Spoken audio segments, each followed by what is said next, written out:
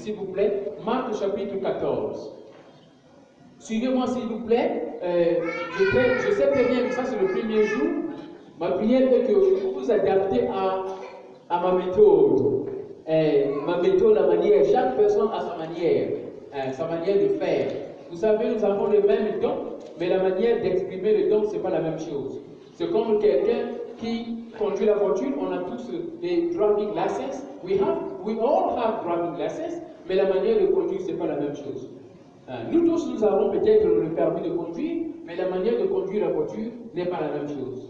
Voyez un peu la différence. Donc, je prie à ce que vous vous adaptez à ma façon de faire. Et je prie que cette façon de faire va simplifier le langage du Saint-Esprit au nom de Jésus-Christ. On va prendre Marc chapitre 14, de 32 à 36. Il y a eu du Saint-Esprit pour savoir, est-ce que je vais prêcher ou je vais enseigner? Alléluia. Mais vous allez m'aider peut-être. Mais avant que vous arriviez à m'aider, je dois expliquer la différence entre prêcher et enseigner. I need your help, maybe, to know if I have to preach or if I have to teach. Because there is a difference between teaching and preaching. But before you help me, I want to explain first of all the difference between preaching and teaching. Vous allez m'aider, mais je veux d'abord vous faire comprendre la différence entre enseigner et prêcher. Regardez un peu. Jésus-Christ était avec les disciples. Et il était avec la majorité, la foule. La majorité des gens, ils étaient tous ensemble. Ça, c'est le premier niveau. Ils étaient là. Ils faisaient ce qu'on appelle l'évangile. Jésus-Christ était le premier évangéliste. Et il est le premier évangéliste. Et il restera le premier évangéliste. Alléluia. Amen. Jésus-Christ a fait l'évangélisation. Mais quand il était devant la foule, dans la foule, il y avait les pharisiens, il y avait, disons, la vraie Médimie, et il y avait les faux Médimie. In that mass of people, we have different categories of people. We have fake children of God and the true children of God. Donc, dans cette masse-là, il y avait deux catégories, les vrais enfants de Dieu et les faux, ceux qui n'étaient pas destinés. Mais quand Jésus-Christ, il prêchait la parole, ça c'est maintenant prêcher. Prêcher la parole, c'est quoi? C'est montrer la bonne nouvelle de Jésus-Christ. C'est montrer la bonne nouvelle de Dieu. C'est montrer ce que Dieu est capable de faire dans ta vie. C'est de montrer qu'aujourd'hui, si tu suis mon Dieu, tu vas voir ça. Si tu suis mon Dieu, tu vas avoir l'argent. Si tu suis mon Dieu, tu vas recevoir le message prophétique. Si tu suis mon Dieu, tu vas recevoir la guérison. Si tu suis mon Dieu, tu vas aller au ciel. Si tu suis mon Dieu, tu vas... Voilà, c'est ça. Prêcher, c'est de montrer le bon côté de suivre le royaume de Dieu. Je suis en train de just breaking it down. Donc quand on dit aujourd'hui je veux prêcher, ça veut dire je veux vous montrer que mon Dieu, il peut vous guérir maintenant. Je veux vous montrer que mon Dieu, il peut vous parler maintenant. Je veux vous montrer que mon Dieu, il peut vous donner un boulot si vous cherchez un boulot. Je veux vous démontrer que mon Dieu, il peut vous donner un mariage. Il peut vous donner un mari. Il peut vous donner une femme. Ça c'est prêcher. Prêcher, montrer ce que Dieu est capable de faire. Mais le rôle de prêcher ici, c'est quoi? C'est pour vous amener vers Dieu. Si aujourd'hui vous avez un don, le don que vous avez en tant que serviteur de Dieu, c'est pour amener les gens vers Dieu. Parce que Jésus-Christ était venu, Jesus Christ came to restore the lost sheep. Jésus-Christ était venu pour restaurer les brebis perdues. Lui, il a dit, moi je suis venu pour restaurer les brebis perdues. Le brebis perdu, c'est toi et moi, c'est Israël. Vous voyez un peu? Donc, quand il était venu, il savait que la mission a échoué dès là-bas, le jardin d'Éden, Adam et Ève. Adam et Eve, they failed. And then from that, they were seen. On va voir ça en l'espace de 30 minutes. Donc, ils ont échoué. Et le péché a développé. Et ça devient grand. Jésus-Christ a dit non. Les brebis sont perdus.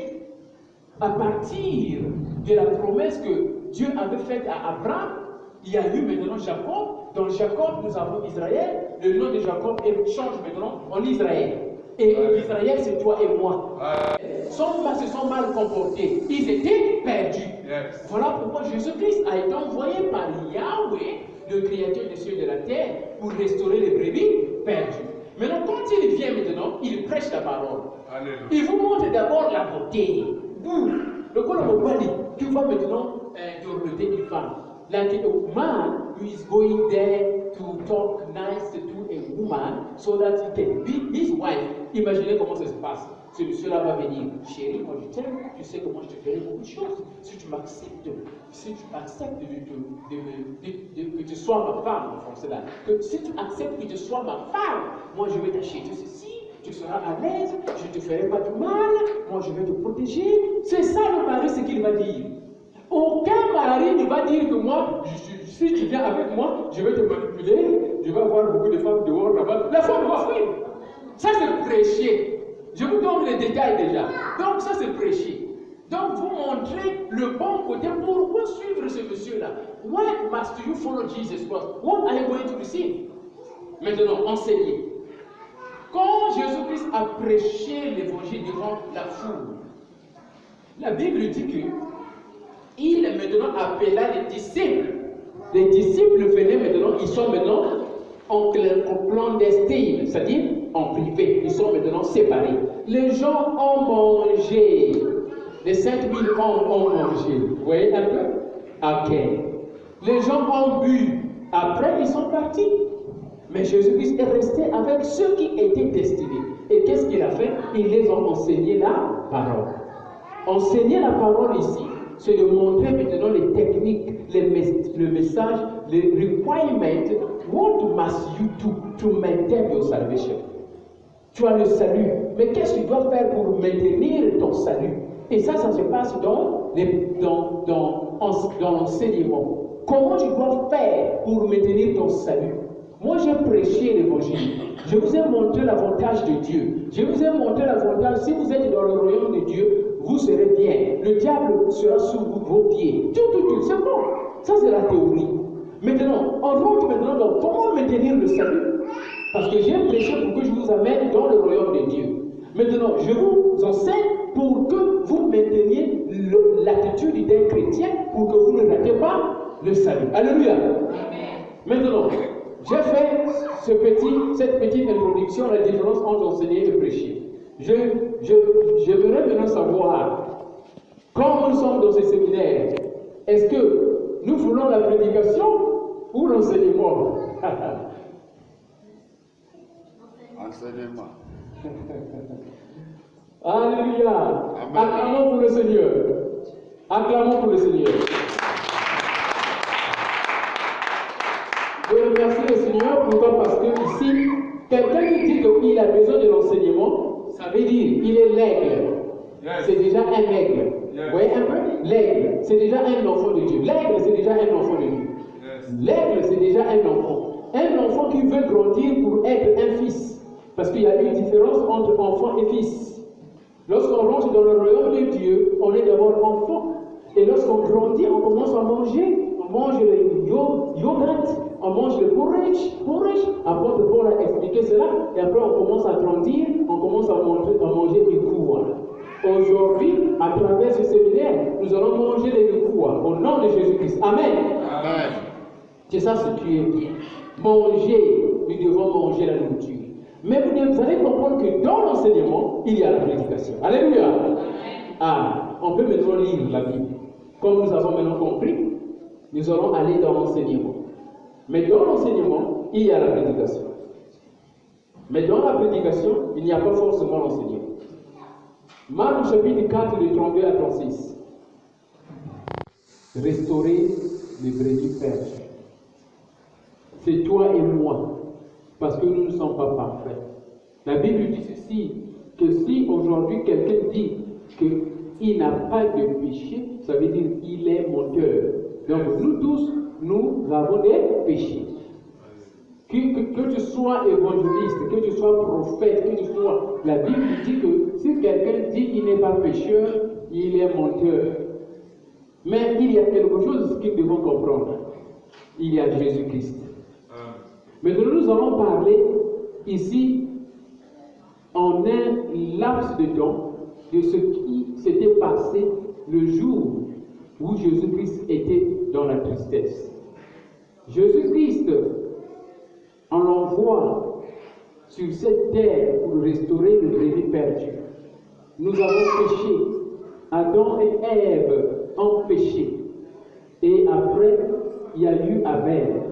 Abel, c'est le type de Jésus-Christ. Maintenant, Caïn, c'est le type de Lucifer. Donc la compétition a commencé depuis là-bas, depuis Genèse, là-bas dans le jardin d'Éden. Caïn ici, c'est le type de Lucifer.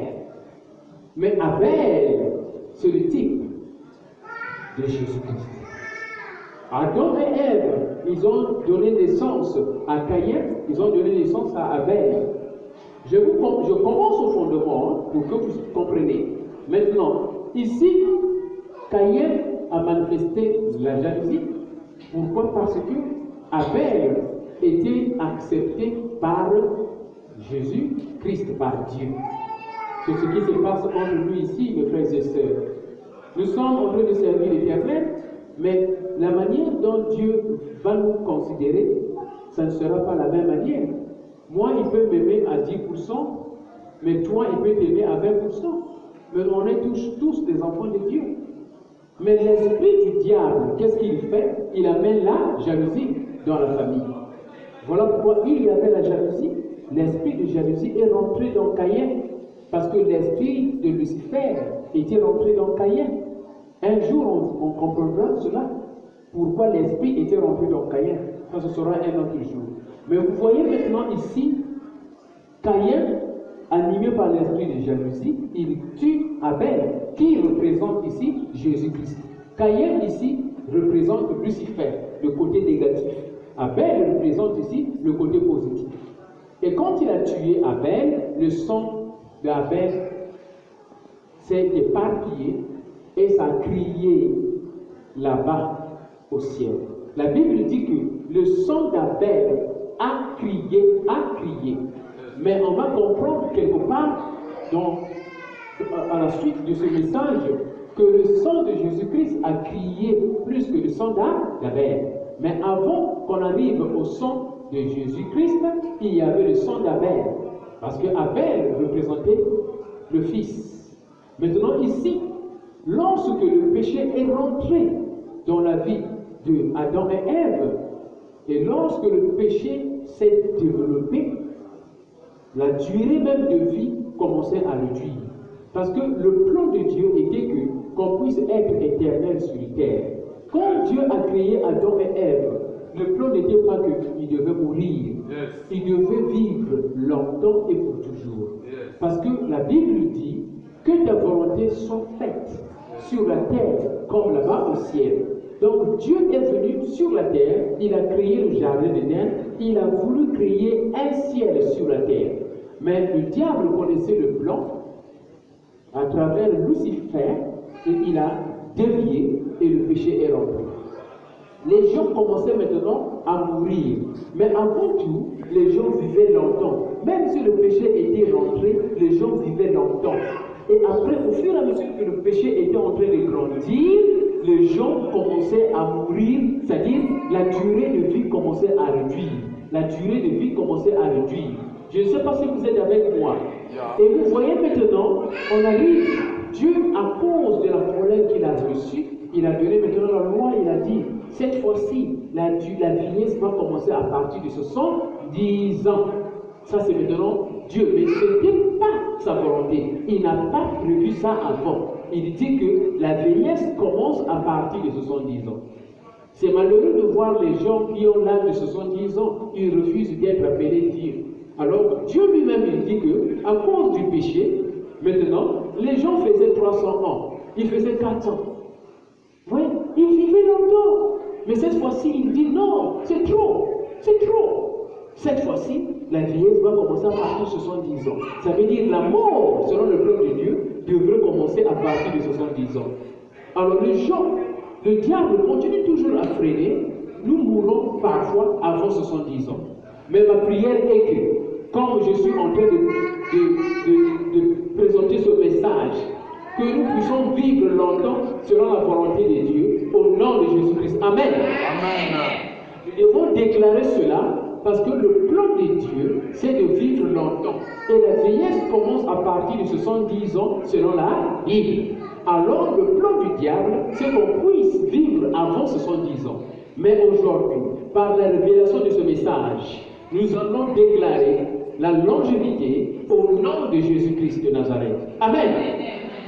Voyez, le péché s'est agrandi. Le péché s'est agrandi. Et Dieu, qu'est-ce qu'il a fait? Il a détruit la terre. Je commence au commencement parce que je vous prépare, mes frères, je vous prépare, ma soeur, pour que le jeudi, vous serez à un niveau. Et le dimanche, ça sera la prédication. Et quand il y a la prédication, quelque chose va se faire. Mais avant que quelque chose ne puisse se faire, nous devons manger la nourriture, afin qu'on puisse comprendre qui est ce Jésus-Christ-là. Nous prononçons Jésus-Christ, mais nous ne le connaissons pas. Nous ne le connaissons pas. On n'a même pas compris le sacrifice de Jésus-Christ. On ne comprend pas ça.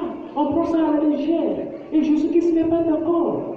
He's not happy, Jesus Christ, because we don't value the work of the cross. Le péché a grandi. Dieu, il a maintenant détruit la terre. C'est là où Noah est venu. Quand Noah est arrivé, il dit, maintenant Dieu dit, prends l'équipage. Prends Adam et Ève. Je parle ici prophétiquement. Rentrez maintenant dans l'arche. Moi je vais détruire parce que le péché c'est trop. Et ça s'est fait comme ça. Noé est revenu. Quand il est revenu, maintenant avec cette petite équipe, il y a eu encore une multiplication. Dieu pensait que, comme j'ai détruit, donc ces gens-là, ils auront peur de Dieu, ils auront peur de moi, le péché va réduire. Non, l'homme est têtu. L'homme est très têtu. Nous sommes très têtus. Le péché encore a commencé. Point 1, point 2, point 3, point 4. Ça s'est aggravé encore. Dieu dit non. Ça ne marche pas. Suivez la logique, hein? Je vous prie depuis le commencement. Mais un jour, on sera dans le jardin d'Éden, nous tous. Parce que Dieu m'avait amené au jardin d'Éden. Et j'avais vu les détails des choses. Mais ça, c'est un autre jour. Alors ici, maintenant, on va comprendre que Dieu, maintenant, il dit, je ne suis pas satisfait. Noé est venu, j'ai détruit le monde, Noé est venu, et voilà ce qui se passe encore. On n'a pas peur de moi. Il dit, bon, je vais créer maintenant un peuple spécial à moi. C'est là où il appelle maintenant Abraham. Aujourd'hui, Dieu t'appelle. Et Dieu, quand il avait appelé Abraham, il était seul, personne d'autre n'est. Aujourd'hui, par le message et par ce séminaire, Dieu est en train de t'appeler mon frère. Dieu est en train de t'appeler ma soeur. Dieu appelle Abraham, et il dit, va quelque part là-bas, je te montrerai. Abraham a obéi, et Abraham est parti. Malheureusement aussi, Abraham n'est pas parti seul, il est parti avec son cousin Lot. Dieu n'était pas encore satisfait, parce que Dieu voulait créer un peuple pur à cause de la multitude du péché. Et quand Abraham était avec Lot, Abraham n'a pas vu la prophétie, n'a pas reçu le message. Mais quand il a compris un jour, il dit à Lot, tout c'est pareil. Aujourd'hui, vous êtes ici dans l'église. Il y a d'autres frères qui sont en train de partir à gauche, vous êtes en train de partir à droite. Mais aujourd'hui, que ce soit à droite, que ce soit à gauche, vous êtes ici. Votre gauche ou votre droite, c'est déjà une bénédiction au nom de Jésus-Christ. Si vous êtes venu ici, pourquoi? Parce que vous avez choisi une direction, comme Abraham avait choisi une direction. Il a dit à Lot, toi va là-bas, moi je vais là-bas. Et quand il a fait ça, la prophétie est venue. Le message est arrivé. Abraham a compris maintenant la vérité. C'est là où maintenant il a compris. Tu as quoi, mon frère? Il y a quelque chose en toi que tu dois identifier. À travers ce séminaire, tu vas identifier quelque chose en toi au nom de Jésus-Christ. Et voilà maintenant, lorsque tu vas identifier cette chose-là en toi, la vie spirituelle va atteindre un autre niveau spirituel. Alléluia. Il y a un message prophétique qui vient ici. La connaissance entraîne la puissance de cette connaissance. Chaque connaissance a une puissance. Chaque connaissance a une puissance. La Bible dit ceci, vous connaîtrez la vérité et la vérité vous. Alors il y a une puissance qui va vous faire affranchir à travers la connaissance. Donc toute connaissance a une puissance. Maintenant, la connaissance de ce message a une puissance. Et comme je suis en train de faire sortir ce message, je suis en train d'intercéder que ce message puisse avoir une puissance qui viendra pour délivrer, une puissance qui viendra pour bénir, une puissance qui viendra pour vous révéler les choses cachées. Et que cela se fasse au nom de Jésus-Christ de Nazareth. Voilà ici ce que vous avez, la connaissance de votre don, la connaissance de la chose que vous avez. Si vous avez cette connaissance-là, vous allez utiliser la même chose et Dieu va utiliser la même chose pour faire son travail. Aujourd'hui, ma prière est que, à la fin, même à la fin de ce séminaire, même à la fin, il y a des gens aujourd'hui, ils peuvent déjà recevoir ce que Dieu a déjà prévu. D'autres personnes peuvent recevoir ça jeudi. Et d'autres personnes peuvent recevoir ça dimanche. Et d'autres personnes peuvent recevoir ça même après dimanche. Aussi longtemps que la racine est déjà en vous. Alléluia. Amen. La parole de Dieu, c'est la racine. Et quand cette racine rentre dans le corps, dans le cœur, ça commence à germer. Ça commence à produire.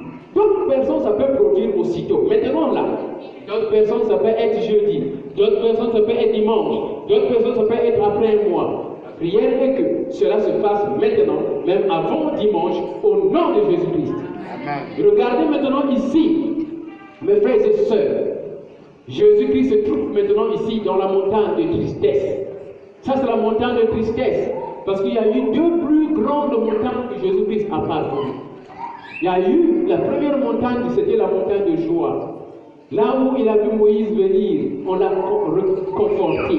Pierre a dit, dans cette première montagne-là, il dit, on va bâtir une maison pour toi, Jésus-Christ, que tu sois ici. Mais Dieu a dit non, celui-ci est mon fils, écoutez-le. Moi j'ai un autre plan pour lui. Le plan de Jésus-Christ, c'est votre plan, c'est votre héritage, c'est votre bénéfice. Ici, la deuxième montagne, ici, là où on se trouve, Jésus-Christ est maintenant dans la tristesse. C'est là où maintenant je suis. Il est venu pour te sauver. Il est venu pour me sauver. Mais il se trouve dans la tristesse. Jésus-Christ a connu le plan. Il savait le début, il savait la fin. Mais quand il a imaginé la fin, la difficulté, il s'est dit non. Non. C'est là où maintenant il a prié. C'est là où nous sommes dans Marc ici, 14. Jésus-Christ commence à prier, il dit, Seigneur, mon Dieu, Papa, je connais ce plan, qu'on veut me crucifier à la croix, à cause de Pierre. On veut me crucifier à la croix, à cause de l'évangéliste Daniel. Moi, je n'ai rien fait. Mais regarde, on va me crucifier à la croix, à cause de ce frère, à cause de Pierre, à cause de Jean. Mais moi, je n'ai rien fait. Mais regarde ce que je vais recevoir. J'ai déjà vu. Les pointes seront dans ma main. Les pointes seront dans mon pied. C'est très difficile. Il dit non, papa, enlève ça. Enlève la coupe. La coupe là, c'est les difficultés. La coupe là, c'est le péché. Enlève la coupe. C'est trop difficile. Mais Jésus-Christ était très humble à la volonté de Dieu. Il est dit, mais pas ma volonté, mais ta volonté. Alléluia. Alors, qu'est-ce qui se passe ici? Je commence à interpréter prophétiquement maintenant. Je rentre dans le prophétique du message. Regardez maintenant ici. Il dit ceci, pas ma volonté, mais ta volonté. Il a d'abord montré le désir. Le désir de son corps. Jésus-Christ ici était maintenant dans la chair. La chair a monté les douleurs. Parce qu'il doit souffrir pour te délivrer, ma soeur. Il doit souffrir pour te délivrer, mon frère. Il voit la difficulté. Sa volonté était que la coupe puisse être enlevée. Que les pointes là puissent être enlevées. Mais comme il était obéissant à la parole de Dieu, il était obéissant à la volonté de Dieu, il dit, pas ma volonté, mais ta volonté. Dieu a dit non, ma volonté restera toujours ma volonté. même si tu manifestes ta volonté, mais comme ma volonté restera toujours ma volonté, tu dois être à la croix à cause d'évangéliste Daniel. Tu dois être à la croix à cause de ce frère-là. Tu dois être à la croix à cause de cette sœur-là. Tu dois le faire, qu'on le veut ou pas. Jésus-Christ, il a parlé à ses disciples.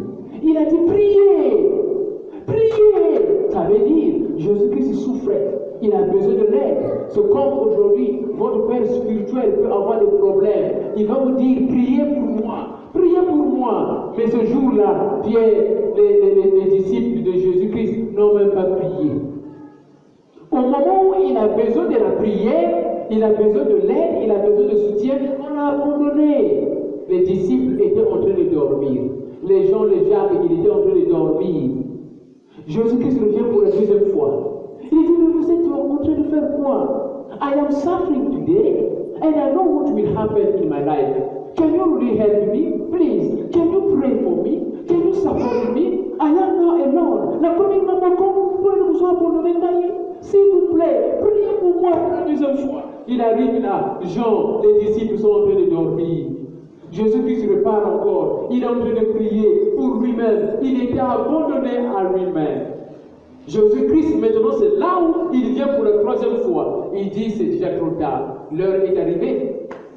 L'heure est arrivée. Mais qu'est-ce qu'il a dit? Qu'est-ce qu'il a dit maintenant à ses disciples? Il dit, ne priez plus.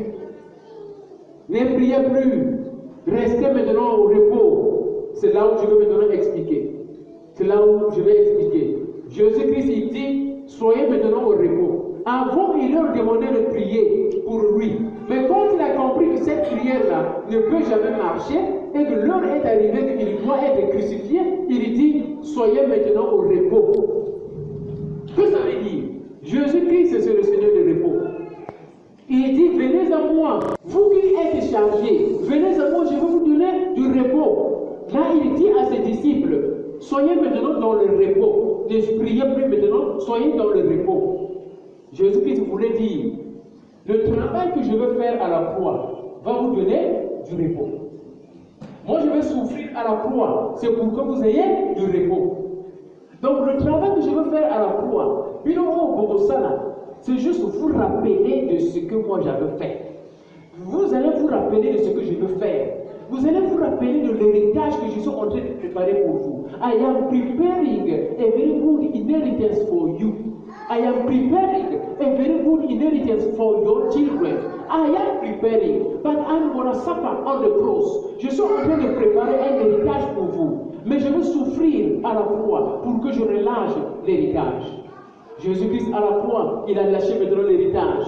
C'est là où il a dit, Père, pardonne-leur, car ils ne savent pas ce qu'ils sont en train de faire. Et enfin, il dit, tout est terminé. Donc, il a déjà tout fait. C'est là où nous sommes ici. Maintenant, pour terminer, je suis en train de faire la fondation. Pourquoi? Parce que je voudrais que, lorsque nous sommes en train de démarrer, que vous puissiez comprendre qu'il y a certaines prières qui ne marchent pas. Pourquoi? Parce que nous n'utilisons pas Jésus-Christ. Yes. Il y a certaines attaques que nous recevons, on n'arrive pas à les chasser parce qu'on n'utilise pas Jésus-Christ. Quand je dis on n'utilise pas Jésus-Christ, ça dit on ne comprend pas, on ne met pas l'œuvre de la croix devant notre situation. Il faut prendre la situation et mettre ça au pied de Jésus-Christ. Jésus-Christ à la croix, au pied de Jésus-Christ, c'est là où tu vas mettre ton problème. Si ça a des problèmes dans le mariage, prends ça, mets ça au pied de Jésus-Christ. Si ça a des problèmes au travail, prends ça, mets ça au pied de Jésus-Christ à la croix. Quand tu vas comprendre cela, tu vas voir l'image de voir Jésus-Christ à la croix. Tout ce qu'il avait fait, c'est pour que toi, tu sois délivré. Aujourd'hui, nous échouons. Pourquoi? Parce que nous faisons des prières en écartant l'œuvre de la croix. Alors c'est l'œuvre de la croix qui va donner la réussite à cette prière. Pourquoi? Parce que de toi-même, tu ne peux jamais réussir. Tu n'es pas parfait. Et le diable est plus puissant lorsqu'on n'a pas Jésus-Christ.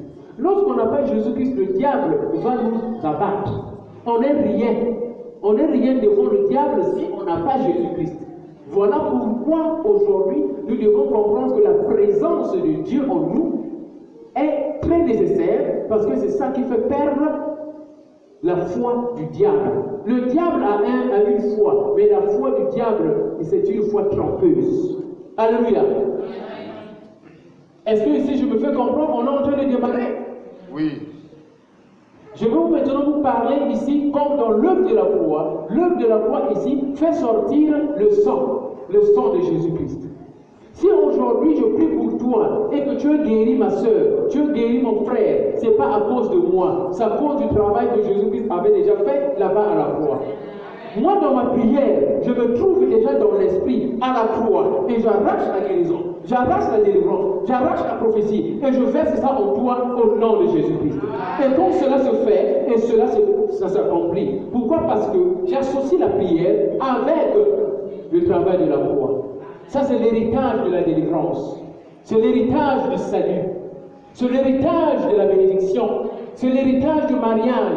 C'est l'héritage de la guérison. Ça, c'est l'héritage. Tout se passe avec le travail de la croix. Mais regardez, Jésus-Christ, le premier miracle qu'il a fait. Qu'est-ce qu'il a fait, Jésus-Christ, ici? Lorsqu'il a changé l'eau en vin. L'eau en vin. L'eau, ici, est maintenant transformée en vin. Le vin, ici, c'est le sang de Jésus-Christ. Et lorsque on se trouve ici, en Égypte, quand on parle de Passover, c'est-à-dire Pâques, c'est pas Easter. Easter, c'est diabolique. Il faut appeler ça Pâques. Pâques, c'est normal, parce que ça se transmet Passover. Mais quand tu dis Pâques, tu appelles ça Easter. Ça, c'est un autre truc. Parce que Easter, c'est diabolique. Mais c'est Pâques. Et Pâques en anglais, c'est Passover. Passover, c'est quoi? Le peuple en Égypte, quand il devait sortir de l'Égypte, Dieu devrait frapper le peuple égyptien, le premier fils. Mais comme il sait que l'ange de la mort va passer, il va tuer les gens, moi je dois protéger mon peuple. Je dois protéger mon peuple, mais je dois mettre le sang. Il dit qu'il n'est pas encore le temps que Jésus-Christ arrive dans le monde pour sauver le peuple. Mais comme il n'est pas encore le temps, il faut utiliser le sang de l'agneau. C'est là où il dit, vous allez battre l'agneau. Et vous allez battre l'agneau, le sang de l'agneau. Vous allez mettre ça devant la porte. Et comment je vais passer pour tuer? Le sang là va vous protéger. Il n'est pas encore le temps que j'utilise le sang de mon fils. Mais il est temps que vous utilisez le sang de l'agneau. Et je vais considérer ça comme le sang de mon fils pour vous sauver. En Égypte, on a utilisé le sang de l'agneau et ça a protégé le peuple égyptien, les enfants d'Israël. Mais l'Égypte était frappée.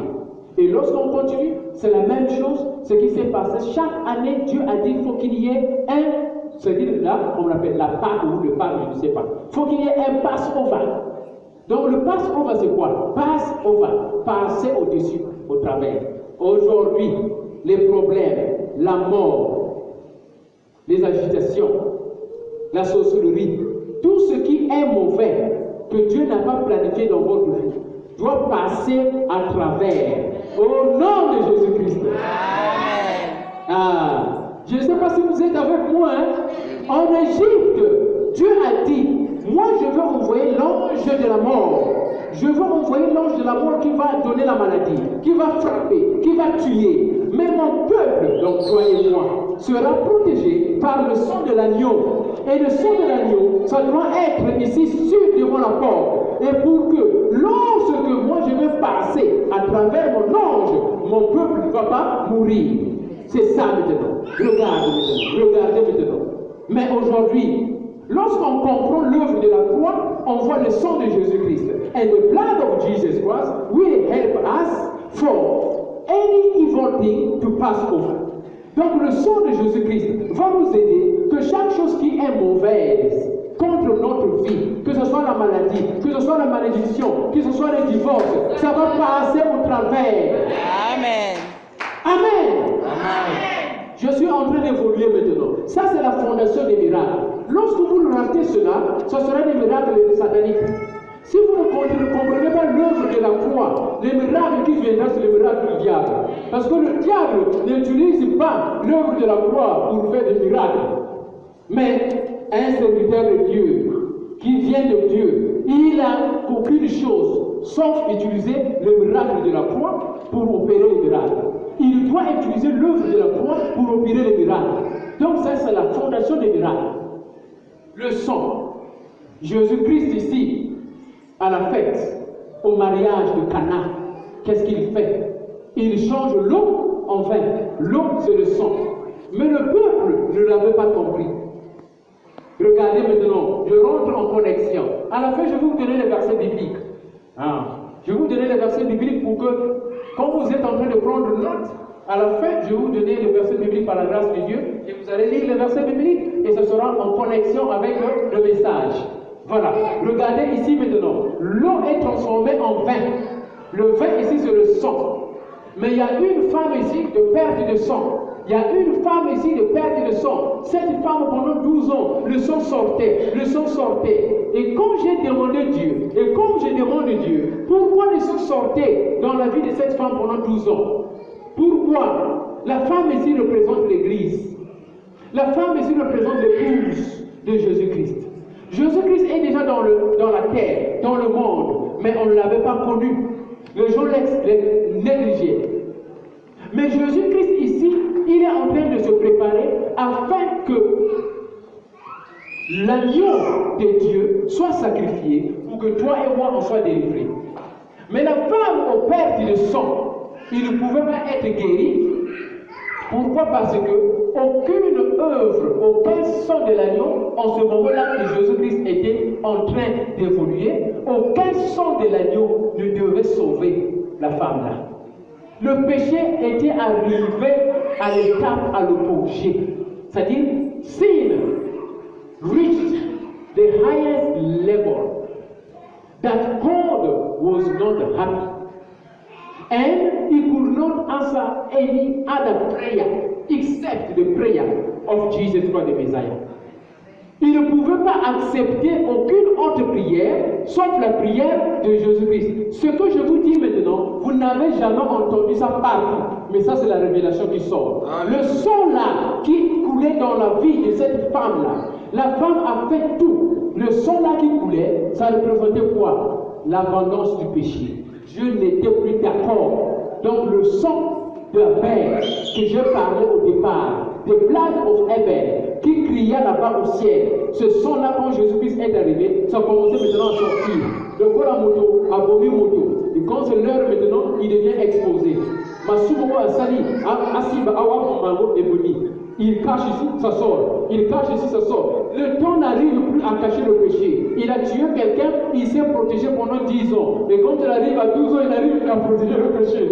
Moi, il est contre lui. Sa femme est commis contre lui. Son mari a commis contre parce qu'il n'arrive plus à protéger le péché. C'est trop. Le sang qu'il a coulé, ça commence à exposer. C'est ce qui s'est passé. La femme de perte de sang représentait l'Église, représentait l'Israël qui était dans le péché. Et voilà maintenant, on n'arrivait pas à faire sortir. Il faut qu'il y ait l'agneau de Dieu qui ôte le péché du monde. Alléluia. Amen. Voilà maintenant la femme de perte de sang. Il vient maintenant, elle vient. Elle regarde maintenant le menton de Jésus-Christ. Elle dit, moi je vais seulement toucher le menton de Jésus-Christ. Parce que c'est lui l'agneau de Dieu qui ôte le péché du monde. Moi j'ai fait des sacrifices, ça n'a pas marché. J'ai fait ceci, ça n'a pas marché. Je sais, vous allez voir les docteurs, ça n'a pas marché. Moi j'ai cherché le mariage dans les Sangopa, ça n'a pas marché. Je suis allé là-bas, ça n'a pas marché. Le travail, j'ai donné l'argent pour en plus on me donnait le travail, ça n'a pas marché. J'ai fait beaucoup de choses. Mais ce soir, je vais seulement toucher le menton de Jésus-Christ. Je vais toucher le menton de Jésus-Christ. Et quand je vais toucher le menton de Jésus-Christ, moi, ma situation sera réglée. Alléluia! La femme de perte de sang, elle a touché le menton de Jésus-Christ. Mais regardez ici dans la Bible, dans le livre de Samuel, on comprend ici que le roi Saoul, il a touché le menton du prophète Samuel. Le prophète Samuel, il portait un menton. Il a touché le menton du prophète Samuel, mais avec orgueil. Le menton de Samuel était déchiré. C'est-à-dire Samuel portait une robe et Saoul a tenu ça parce qu'il y avait une contradiction. Il n'a pas obéi à la loi de Dieu et il n'y avait pas l'humilité. Nous devons être humbles lorsqu'on a commis le péché. Nous devons être humbles lorsqu'on a commis le péché. Ici, Saoul a tenu le manteau de Samuel et le manteau était déchiré. Samuel, qu'est-ce qu'il a fait? il a maudit Saoul. Le roi Saoul était maudit par Samuel. Et quand un homme de Dieu, il maudit, ça se fait. Qu'un homme de Dieu bénit, ça se fait. Élisée avait maudit les enfants. On va voir ça le jeudi ou le dimanche. Élisée a maudit les enfants. Qu'est-ce qui s'est passé? Et en même temps, le même Élisée qui a maudit les enfants, il a béni une rivière. Une rivière qui était maudite. Élisée a béni ça. La rivière devient une bénédiction. Regardez maintenant ici. Samuel a maudit Saoul. Mais la femme de perte de sang, elle a touché la robe de Jésus-Christ, elle n'était pas déchirée. La considération, l'humilité, la considération. Quand tu es en train de prier, ma soeur, mon frère, il faut considérer que tu es devant la croix. Il faut considérer que tu es devant le trône de Dieu. Il faut le faire avec respect. Il faut le faire avec dignité. Il ne faut pas le faire dans l'orgueil comme si Jésus-Christ était juste ton mari ou ta femme que tu peux négliger comme ça. Non. Ici, Jésus-Christ est en même temps le roi des rois. Il est le prince de paix. En même temps, il est le créateur du ciel et de la terre. Et quand tu te trouves devant lui, il devient un mari de ta vie, il devient le roi de ta vie. Mais le roi là, on le respecte, on vient comme ça. Mon roi, et toi tu deviens la reine. Et comme moi, Jésus-Christ, c'est mon mari, et moi je deviens la femme. Ça, c'est selon la Bible, mes frères et sœurs. Hein? Moi, je deviens l'épouse de Jésus-Christ. Et quand je me trouve devant Jésus-Christ, il est le roi. Il est mon mari. Je dois le respecter. Je dois obéir à ses commandements. Je ne dois pas désobéir. Et Saoul a désobéi. Mais quand il a voulu prier, la prière était une abomination. La robe était déchirée. Et Samuel a maudit Saoul. Je prie aujourd'hui que notre prière ne soit pas une abomination. Que notre prière soit un parfait que Dieu va admirer au nom de Jésus-Christ. Amen. Regardez la prière de Caïn. Caïn a fait une prière, offrande. L'offrande, Dieu a refusé cela à cause du péché. Mais Abel a fait l'offrande. Dieu a accepté cela. Mais l'offrande de Caïn était remplie de beaucoup de choses. Voilà. Mais l'offrande d'Abel, c'était des petits trucs. Vous voyez ce qui s'est passé? Dieu a accepté l'offrande d'Abel. C'est le cœur qui compte. Mon frère, ma soeur, quand nous sommes en train de démarrer, quelle est la position de votre cœur? Parce que la Bible dit que quand le cœur est rempli de péché et que vous avez des problèmes quelque part à la maison, dans votre foyer, tout consort, et vous venez pour donner cette offrande ici, ça devient une abomination devant Dieu. Caïn a fait l'offrande, c'était une abomination devant Dieu. Vous voyez un peu? La femme de perte de sang priait partout. Les Israélites n'ont pas pu la délivrer, sauf Jésus-Christ. Mais ici, la femme était humble devant ses faiblesses. Elle s'est dit que Nabucodonosor, car Jésus-Christ est le Messie. Aujourd'hui, on doit être devant Jésus-Christ. Est-ce qu'on peut se lever, s'il vous plaît? Je suis en train maintenant de suivre le maître de sabbat. Sabbat ici veut dire repos. C'est lui le repos, Jésus-Christ. Jésus-Christ, c'est le repos. C'est le repos. Jésus-Christ, c'est le repos. C'est le repos. Lorsqu'on est dans Jésus-Christ, on reçoit le repos. C'est ça le repos, Jésus-Christ. C'est lui le roi du sabbat. C'est lui le Seigneur du sabbat. À cause du travail de la croix qu'il a fait. Nous allons, par rapport à ce message qui est une fondation de tout ce que nous allons faire, chacun de nous connaît ses faiblesses. Moi, j'ai mes faiblesses à moi. Nous devons vraiment, s'il vous plaît, être humbles devant le trône de Dieu pour que Dieu puisse nous aider.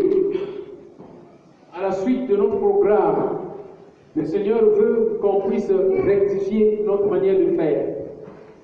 On n'est pas parfait. On n'est pas parfait. Mais on doit reconnaître, comme la femme de perte de sang avait reconnu. Saoul n'avait pas reconnu, mais il était maudit. Mais cette femme avait reconnu la faiblesse. Elle est venue auprès de Jésus-Christ. Elle a reçu la guérison. Commençons maintenant à méditer maintenant. Commençons à méditer. Regardez maintenant tout ce que ne marche pas. Que Zambé a zolingate. Je m'envoie bien ma soeur. Yo me voyez le mon frère. Dieu ne peut rien faire quelque chose de bien si on ne se réconcilie pas avec lui.